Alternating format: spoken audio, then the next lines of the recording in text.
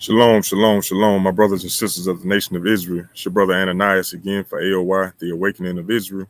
And it's an honor, it's a privilege to be able to come before you again. As always, got to give our honor, glory, and praise to Yahweh by Hashem, Yahweh Shai, Yahweh being the Heavenly Father, Yahweh Shai being who the world calls Christ. And through his strength, sacrifice, and example, we are able to be here together again to do another class, another edifying lesson with the hopeful regards to uplifting and restoring and rebuilding our nation of Israel, who are the so-called blacks, Hispanics, and Native American Indians. It's an honor, it's a privilege as always. And, special shout out to you brothers and sisters who are in this truth, pushing harder and harder each and every day. For you brothers and sisters who are new to this truth, continue to learn, continue to build yourself up, keep pushing. But nonetheless, it's another video to uplift our brothers and sisters and to give answers to the question that we all have. And I was watching this video clip the other day, and the sister that's in this video was asking some pretty good questions. And just judging off her countenance, it was something that actually was bothering her, as it bothers the majority of us as a nation of people. So I'm going to play the video a couple times. It's a TikTok, so it's real short, but I'm going to play it a couple times just so it's familiar in your mind. Then we're going to go through and break it down and get the sister the answer that she's looking for. All right.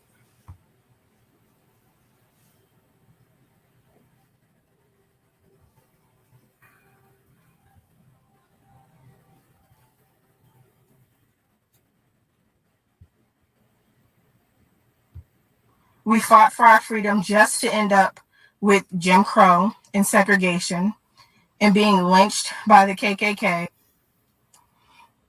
We were segregated into our own communities, then denied jobs, denied funding for our schools.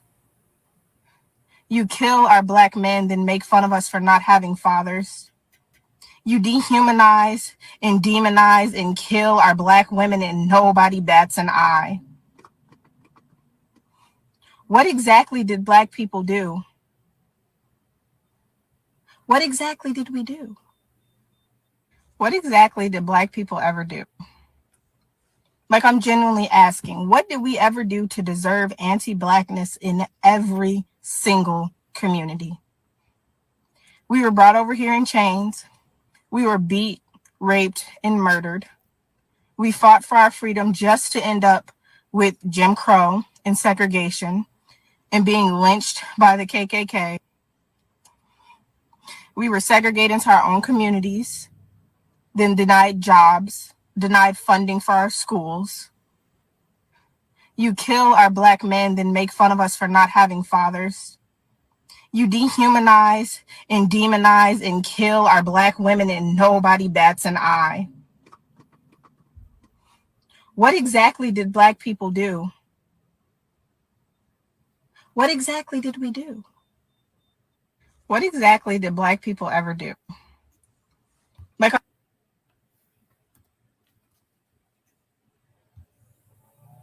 So after watching that video a couple times, you kind of understand where the sister coming from. She's emotional about it, which we all should be, to a degree. But not having any understanding truly as to what's really going on. So that's what we aim to do in this class, to give the sister answer, give her the real scoop as to what's going on and why these things happen in this world. Because for far too long we've been blinded, been led astray, basically being lied to all our lives, having the mask or the veil pulled over our faces, not truly understanding what's going on. But all praise to the sister for even asking those type of questions. Those are the type of questions, the right questions that need to be asked on a daily basis from our people. Not how to get money, but what's really going on with our people. Why are we in the downtrodden state that we in right now? Why we got such a low self-esteem? Why are we so destroyed as a people? Why do these things happen to us on a constant basis? And why is it glorified? Why are the other nations trying so hard to destroy us as a people? Why do we have to struggle in every aspect of life just to make ends meet or to keep our heads above water? These are the questions that we should be asking. you know. But let's go to the book of Isaiah, chapter 1, verse 3. It's a classic precept. Book of Isaiah, chapter 1, verse 3. And it reads, "The ox knoweth his owner, and his ass his master's crib. But Israel," who are the Israelites, "but Israel do not know, my people do not consider." So what the sister is asking is what we should be asking. We should be considering the things that happen to us as a nation of people, why they happen, how to prevent it, and what's to happen in the future. But for the majority of our nation of people, the so-called blacks, Hispanics, and Native American Indians, we don't consider who we are, why the things happen, the way they happen, and how to make change. We think on a carnal standpoint and we think on a worldly standpoint. And for the most part, we just don't care. We just want to have a good time. But the Lord said the ox knoweth his owner, meaning knowing who he belongs to. These are two dumb animals, an ox and an ass. Said the ox knows his owner, knowing who he belongs to, and the ass his master's crib, meaning know where he from, where he live.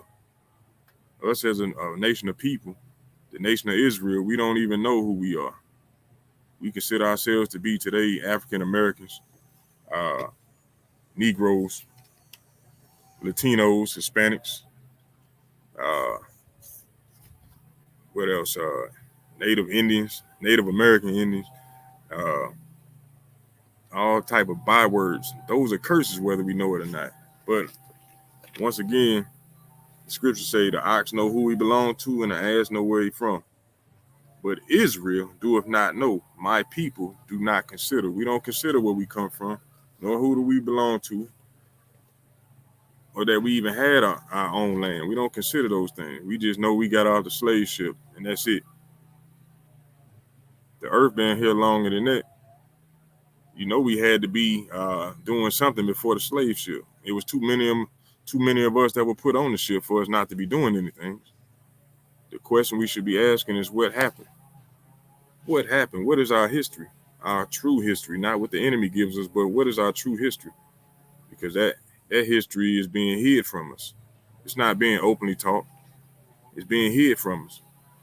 So that's why we consistently go out and teach and dive deep into history to find out the true understanding, our true history. But let's go to the book of Deuteronomy, chapter 7, verse 6. And these are the things that you will not hear in your churches, your schools, or at your jobs about who you are as a people. This is why we go out to the highways and byways and do these things. But we got to go to the chief places of concourse to enlighten and uplift and awaken our brothers and sisters to what's really going on, and high regards that they would take this information and run with it, build themselves up, ultimately waking up and coming back to serving the Lord. But the book of Deuteronomy 7 and 6 says, "For thou art a holy people unto the Lord thy God. The Lord thy God have chosen thee to be a special people unto himself." You're not going to hear that in the church. They're going to say everybody is equal, everybody loves everybody. They're not going to tell you who God chose and what he says about them. I'm going to read that again. The book of Deuteronomy, chapter 7, verse 6. "For thou art a holy people unto the Lord thy God. The Lord thy God hath chosen thee to be a special people unto himself," meaning he selected a nation of people to be to himself. He says, "above all people that are upon the face of the earth." Above all people that are upon the face of the earth. So the sister asking what happened to us, and whether she know it or not, we are more than just black people. But you see it happening majority to our folks, because majority of us that's in this land uh, taking on these atrocities and tragedies. But he said, above all people that are upon the face of the earth. Said the Lord did not set his love upon you, nor choose you because you were more in number than any people, for you were the fewest of all people. But because the Lord loved you, and because he would keep the oath which he had sworn unto your fathers, hath the Lord brought you out with a mighty hand and redeemed you out of the house of bondmen, from the hand of Pharaoh, king of Egypt. So we were those same brothers and sisters who were freed by the hand of Moses, ultimately by the hand of Yahushua in the wilderness, freed from Egypt. that you read about in Exodus, we were those individuals who were right there walking and marching with Martin Luther King. With Moses. Damn near the same thing though. It's a reason why that was said. But we were chosen.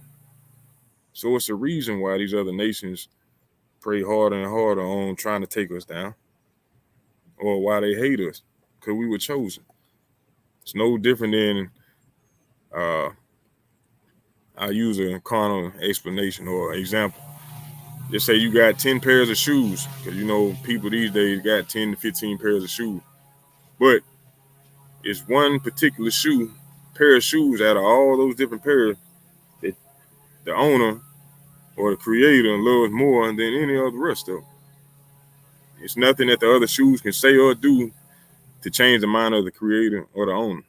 But the owner chose one particular pair of shoes out of his bunch to be his favorite. So ultimately, you would think and know that the other shoes would have a little salty taste in their mouth. They'd be salty about the fact that he chose them over them, chose this pair over these pair. It's that simple though. But from there, let's go to the book of Exodus. Well, no, we ain't got to go there. Because we just read in verse 8, Deuteronomy 7 and 8. But because the Lord loved you and because he would keep the oath which he had sworn unto your fathers, has the Lord brought you out with a mighty hand and redeemed you out of the house of bondmen for the hand of Pharaoh, king of Egypt. So the Lord saved us. We were chosen, then we were saved. Let's go to Deuteronomy 30 and 19. Because once we were saved, the Lord, he didn't just let us run wild in the wilderness. He gave us laws, statutes, and commandments. Choices. They always say life is about choices, right? Well, let's read it. The book of Deuteronomy, chapter 30, verse 19. This is Moses speaking to the children of Israel. He said, I call heaven and earth to record this day against you, that I have set before you life and death, blessings and cursing. Therefore choose life, and both thou and thy seed may live. So we were given choices, either to keep the commandments of the Most High and live, or to break the commandments of and die. Breaking the commandments is simply put, that's what sin is for those who don't know. Transgression of God's laws. That is what sin is. It's not doing right or wrong, because if you don't know what the commandments are, if you don't know your history, you don't know what right is and what wrong is. But simply put, following the commandments is good. Breaking the commandments is sin. That's evil. It's wicked. So Moses laid before us, after giving us the commandments, life, death, blessing, cursing. Let's get that in Deuteronomy 28 and 1. Book of Deuteronomy, chapter 28, verse 1. And it reads, And it shall come to pass, if thou shalt hearken diligently unto the voice of the Lord thy God, to observe and to do all his commandments, which I command thee this day, that the Lord thy God will set thee on high above all nations on the earth. That's from keeping the commandments. We will be set on high, not equal to, not less than, not below. Set on high if we were to keep the commandments. Let's go to verse 15. It says, But it shall come to pass, meaning future prophecy, if thou wilt not hearken unto the voice of the Lord thy God, to observe to do all his commandments and statutes, which I command thee this day, that all these curses shall come upon thee and overtake thee. So the sister want to know, why do these things happen? Why are we on the bottom of society? Why are they killing our brothers and sisters and getting off scot-free with it? We were given choices to live by or to die by. At one point in time in history, we were living by these things. But now we dying by it because we're being disobedient, not keeping the commandments. It's that simple. From there, let's go to the book of Sirach, or Ecclesiasticus, chapter 17, verse 11. And it reads, Besides this, he gave them knowledge and the law of life for a heritage. So the law of life, which are the commandments, are our heritage. That's what we're supposed to live by. You got your dietary laws, you got your ceremonial laws, sacrificial laws. You got how we supposed to dress. Our feast days. How we supposed to deal with each other. Matter of fact, let's go to Deuteronomy 4:26. Deuteronomy chapter 4:26, and it reads.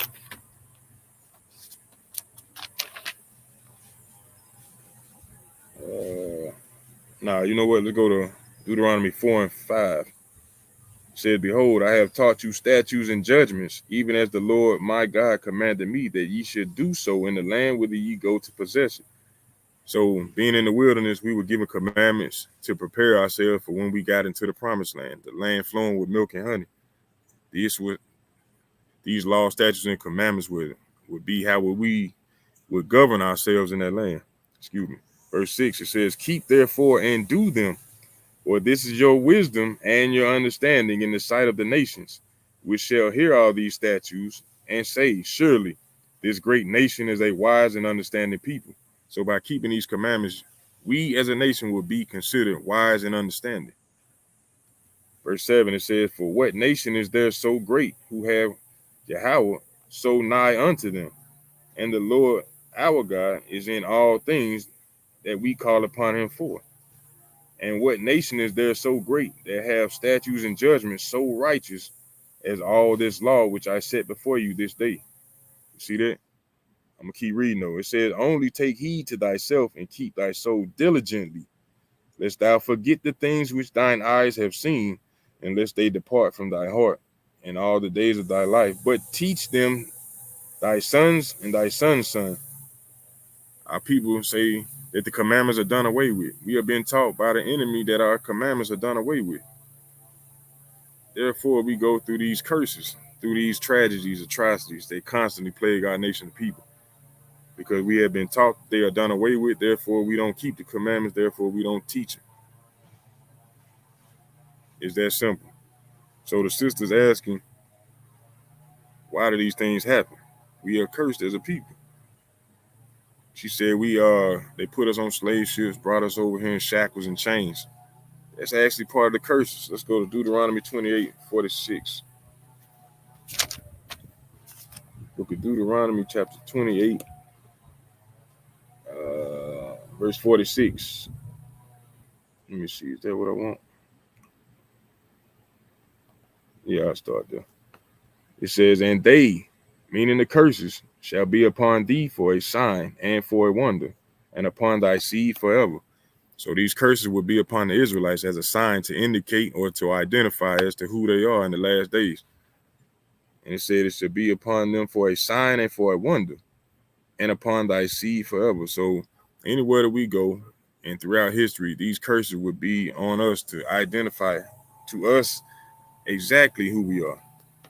"Because thou servest not the Lord thy God with joyfulness and with gladness of heart for the abundance of all things."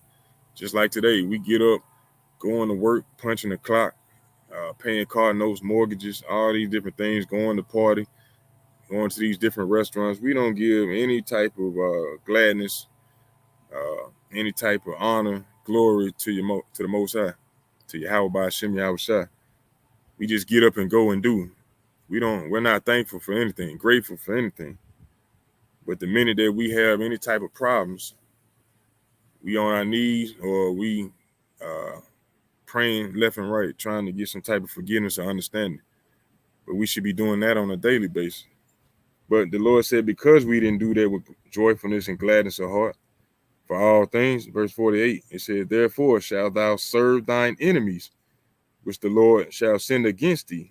So it's not like they woke up one day and just decided to come get us. The Lord sent them because we were his children. We disobeyed. So he sent the other nations against us. It said, "Therefore shalt thou serve thine enemies, which the Lord shall send against thee in hunger and in thirst and in nakedness and in want of all things." So the Lord said, anything you want in life, you're going to have to serve your enemies because of your disobedience toward me. You don't want to keep my feast days? All right. You're going to be serving your enemies You're gonna go to their grocery store, to their restaurants. Oh, you want something to drink? You're gonna have to go to your enemy for that. I know water fall out of the sky. I know it's in the rivers and the lakes, but you're gonna have to go to your enemy for that. You said in your nakedness, your clothing, everything that you wear, you're gonna have to go to your enemy to get it prepared, to get those raw forms, textiles, your cottons. You're gonna have to go to your enemy for that. Excuse me.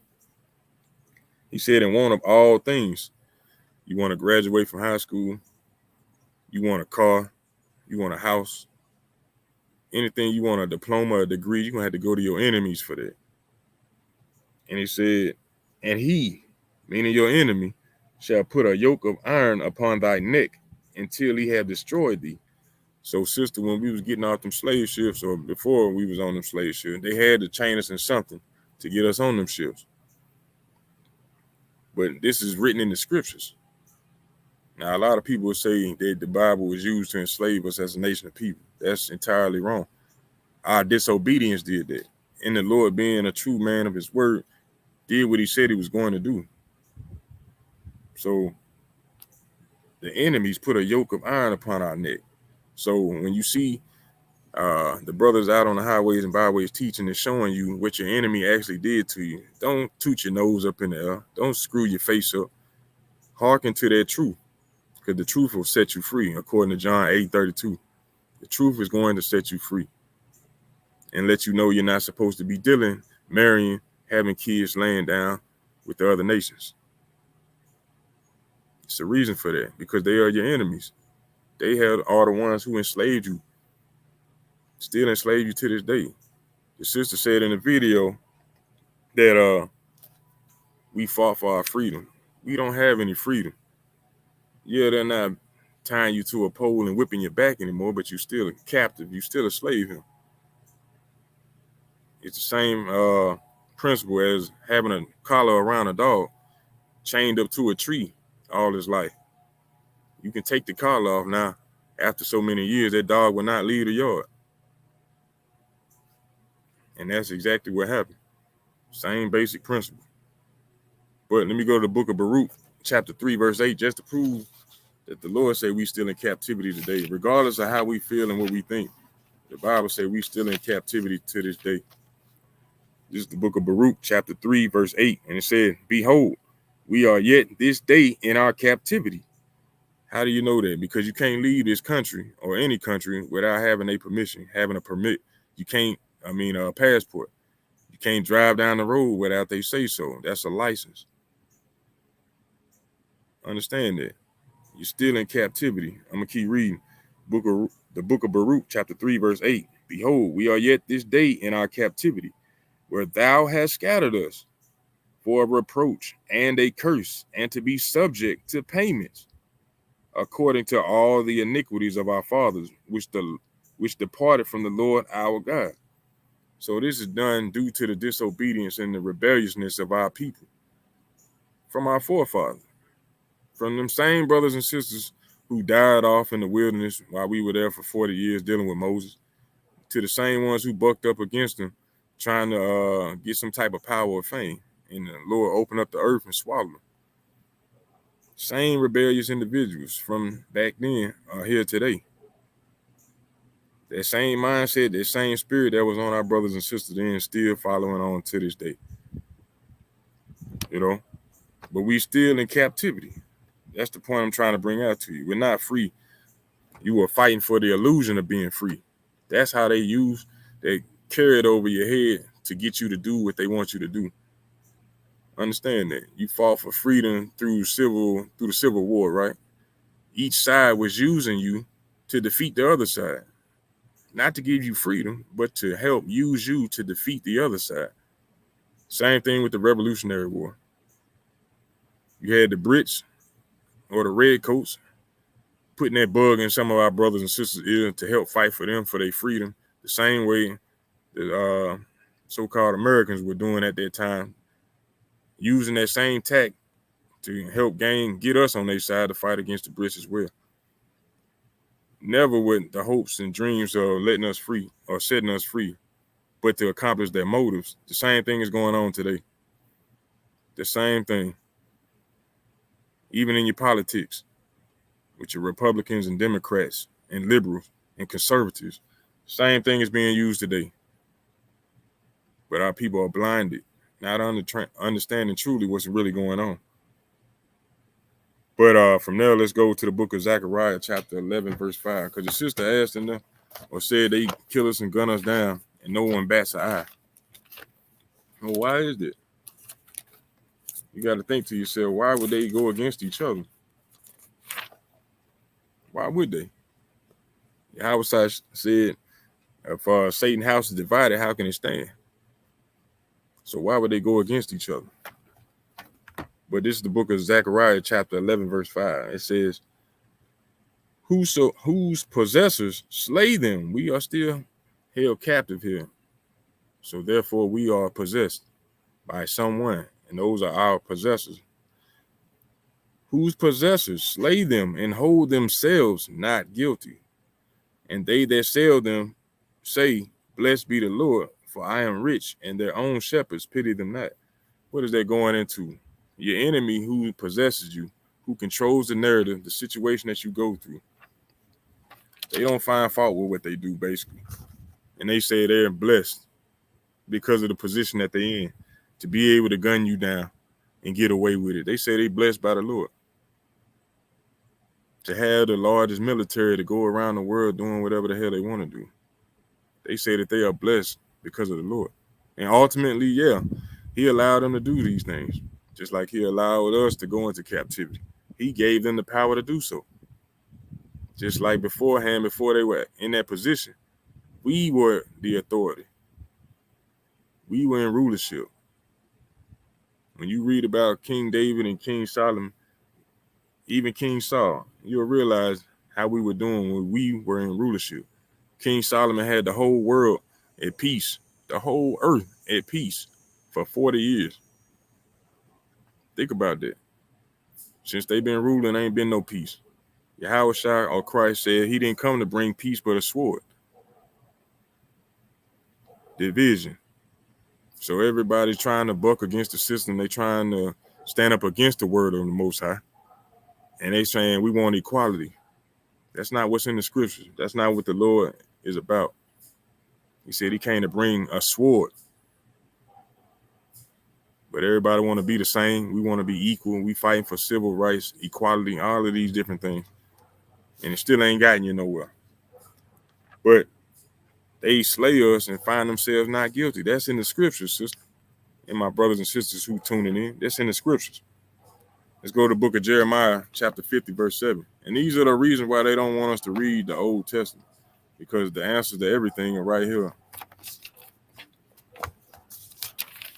And he calls it out as simple and plain as it is. Book of Jeremiah, chapter 50, verse 7. It says, all that found them have devoured them, talking about the children of Israel. And their adversaries said, we offend not, because they have sinned against the Lord, the habitation of justice, even the Lord, the hope of their fathers. So these other nations, just like I just read in Zechariah 11 and 5, they find themselves not guilty. Why? Because they know that we went against our God, the only one and true God. We disobeyed him, giving them the ability to do those things that they are able to do because we offend. They say we offend not for doing what we do. That's what we supposed to be doing. We are not supposed to make it fun for them, peaceful for them. That's not what the curses are about. They went off. They disobeyed. We as a nation of people, the nation of Israel, went off and gave the other nations power over us by not keeping the commandments. She asked about being hanged. That's a curse as well. The KKK hanging and burning us. Hey, that's a curse as well. It can't be a good thing, but it's also in the scriptures as well, sis. Let's go to the book of Galatians, chapter 3, verse 13. And it says, Christ have redeemed us from the curse of the law. Not meaning that you don't have to keep the law. He said, redeemed us from the curse of the law, being made a curse for us. For it is written, cursed is everyone that hangeth on a tree. Cursed is everyone that hangeth on a tree. So you getting hung, you were cursed. For breaking the commandments, you were what? You were cursed. Understand that. It's not that these folks just have a pure hatred. It's because we disobeyed. They broke that brotherly covenant, but due to our disobedience, these other nations rule over us and they devour us. We need to understand these things. Let's go to Jeremiah 17:4. Everything that we seek in this land, we already had before. You got brothers and sisters happy to be the first black judge, the first teacher, black teacher, all this, first black this, first black. We already did that. Everything that you striving to do, we already done. It was given to us. We fought for it. Let's go to the book of Jeremiah, chapter 17, verse 4. And it reads, And thou, even thyself, shalt discontinue from thine heritage that I gave thee, and will cause thee to serve thine enemies in the land which thou knowest not. For ye have kindled a fire in my anger, which shall burn forever. You see that? The Lord said we were going to discontinue from our heritage. We were not going to know how we dress, that a woman was supposed to wear a dress, that a man's supposed to have be wearing pants and not skirts, that a man's supposed to have a beard on his face, that we're not supposed to be eating abominable foods, that we're supposed to love each other, that we have our own feast days, not Christmas and Valentine's and damn Thanksgiving. He would strip us of our heritage, of our laws, statutes, and commandments. He even stripped us of our land and our language. We in all these other countries speaking everybody else's language, but the true language, the one language from the beginning, was Hebrew. But we don't know anything about that language. We speak English, uh, Spanish, uh, French, African, uh, Arabic. We speak all these different tongues, but we don't know our own tongue. We don't even know about our own land. That's what Isaiah 1 and 3 was talking about. We don't know who we belong to, nor where we from. And we over here crying and sighing at the atrocities that plague our people and don't have no clue. This is why we do what we do, to wake our people up to this truth. And if you're watching this, share this content. Share this content. You got to wake our brothers and sisters up in these last days. It's commanded of us to do so. Don't think that because you're not teaching it, but sending a video, you're not putting in work. By you hitting that share button and sending it to your brothers and sisters, and you're putting in work, you're putting in your brick to helping to restore and rebuild the nation of Israel. In these last days, it's commanded of us to do these things.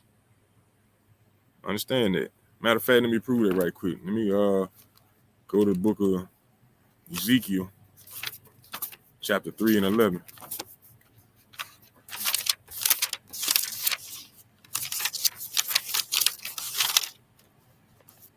The book of Ezekiel, chapter 3, verse 11. It says, And go, get them of the captivity unto the children of thy people, and speak unto them, and tell them, Thus saith the Lord God, whether they will hear or whether they will forbear. So we got to go out teaching, whether it's online, on the highways and byways. We got to go out and get this message to our brothers and sisters, to give them warning. Matter of fact, let me go to verse 17. Ezekiel chapter 3, verse 17, it says, Son of man, I have made thee a watchman, meaning we out here watching for the things that's going on. Now that we have been awakened to this truth, set thee a watchman unto the house of Israel. He didn't say the whole world, but the house of Israel. Therefore, hear the word at my mouth and give them warning from me. Give them warning. We got to give you warning. Because of the things that's happening, it's a lot greater things that's going to happen in the future.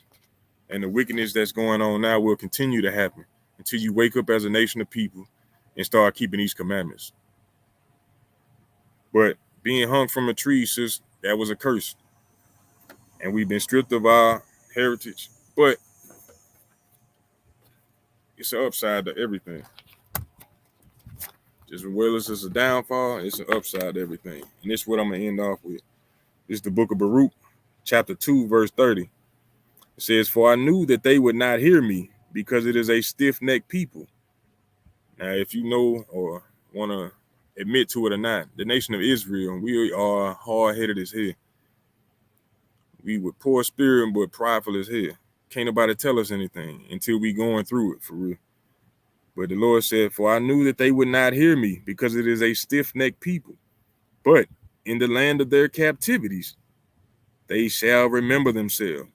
So all around the world, we have been spread through the sub-Saharan and the sub-Atlantic trade slave. Slave trade. We have been scattered all around the world. Our people dispersed all around the world.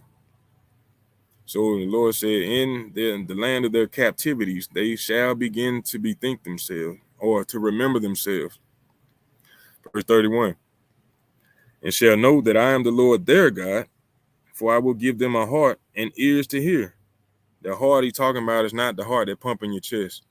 He said, I will give you a heart, meaning in your mind. Your mind will be open to understanding uh, who you are and what's going on in this world. I will give them a heart and ears to hear, and they shall praise me in the land of their captivity and think upon my name.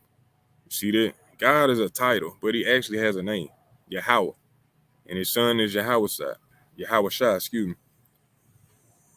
Think upon my name and return from their stiff neck and from their wicked deeds, for they shall remember the way of their fathers, which sinned before the Lord. So we're going to remember by doing what? Going back through these scriptures and reading about the occurrences, the Old and the New Testaments, or testimonies about what happened throughout our history. That's how we're going to wake up and remember who we are in the land of our captivities. Verse 34, and I will bring them again into the land which I promised with an oath unto their fathers, Abraham, Isaac, and Jacob, and they shall be lords of it, and I will increase them, and they shall not be diminished. You see that? We going back into our homeland. We going back into our heritage, which was stripped from us. Verse 35, and I will make an everlasting covenant with them to be their God, and they shall be my people. And I will no more drive my people of Israel out of the land that I have given them. This is plain upon tables, plain and clear as day. He's talking to the children of Israel. He's not talking to the whole world. He said he's going to come gather his people, put them back in their land, make an everlasting covenant with them, meaning a covenant that will not be broken. They will know and understand the laws. It will be written on their hearts, meaning on their mind, where we will not have to teach our brothers and sisters what the commandments are. It will already be embedded in our minds and our hearts and spirits and souls. But he's going to be our God. Right now, it seems to be that we sharing him. Even though he only deals with us, he only punishing us. But everybody on the planet thinks that they know him and that he's pertaining to them. No, that is not the case. That is not what's written in the scriptures at all. Matter of fact, now I'm going to end it on that. I just want to let you brothers and sisters know we are the children of Israel. We are the people of the book. We are in the situation that we in today for one reason and one reason alone. Because we disobeyed the commandments.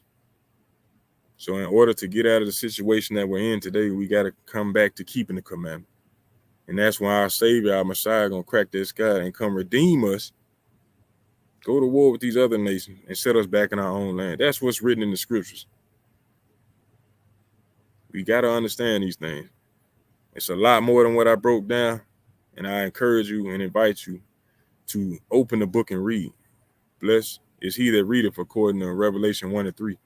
You got to read to understand truly what's going on. We can't continue to let them pull the wool over our eyes by hiding all this information by putting it in a book. The book been here since day one. It's always been there. It's either they made up anti-literacy laws to make sure that we didn't read or write, or come up with schemes and strategies to keep us far away from it by bringing up rumors and myths and lies to say that this book was written by a particular type of people, or that it was used to enslave us, or that King James was a system. These are things that are put out there to keep us away from the scriptures, to keep us away from our heritage. So in these last days, we got to wake the hell up, because our salvation is nearer than we thought. And I'm going to end with Romans 13:11. Nah, I'll go, yeah, Romans 13:11. And it reads, and that knowing the time, that now it is high time to awake out of sleep, but now is our salvation nearer than we believe. Salvation is at hand. Our brothers and sisters are waking up all around this world, hitting the highways and byways, speaking to our brothers and sisters, giving them truth, confessing the Lord amongst the Gentiles, waking up in these last days, in the land of our captivities, praising his name. So I pray and hope that you brothers and sisters were edified, that you don't take this lightly, but you understand it and take it seriously. So I'm your brother Ananias for A.O.I, the Awakening of Israel. And I pray once again that you brothers and sisters learn something and that you're going to pass this message on, share this content. And got to give all honor, glory, and praise to Yahweh by Hashem, Yahweh Shai, once again for another edifying lesson. And I say shalom to you.